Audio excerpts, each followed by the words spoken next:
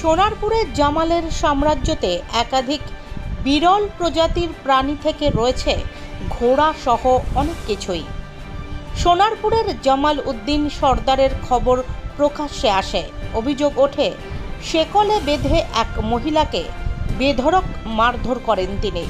এলাকায় জমি জমা কেনা বেচা বা এলাকায় দাম্পত্য কলহ থেকে পারিবারিক সমস্যা, সব কিছুরই সমাধান জামাল ছাড়া হয় না।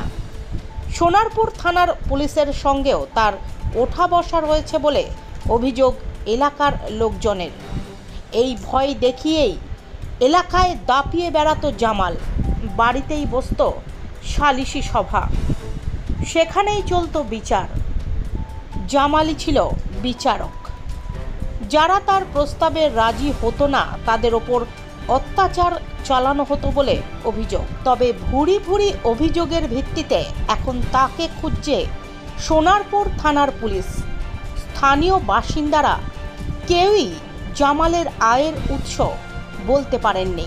তবে একাংশের দাবি, জমি প্রমোটিং, ফেরাজি জমি বিক্রি করা, বিচার পাইয়ে দেওয়ার নামে তোলাবাজি এবং জমি বিক্রি, এইসব করেই নাকি পেট চলে তার। বাড়ির ভিতরে ও বাইরে মিলিয়ে মোট 50টি সিসিটিভি ক্যামেরা লাগানো রয়েছে। বাড়ির মধ্যে থাকা সুইমিং পুলে চড়ে বেড়াচ্ছে কচ্ছপ। তবে কচ্ছপ রাখা বেআইনি হলেও জামাল সর্দার বাড়িতে কিভাবে কচ্ছপ রেখেছে? জামালের সংরক্ষণে রয়েছে বিরল প্রজাতির কচ্ছপ থেকে শুরু করে ঘোড়া, সমস্ত কিছুই দেখাশোনা করার জন্য মাসিক 10,000 টাকা বেতনের লোক।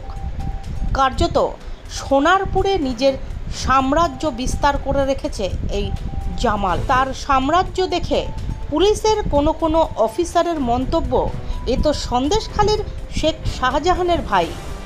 যত সময় এগোচ্ছে জামালের নানা কুকীর্তি প্রকাশ্যে আসছে।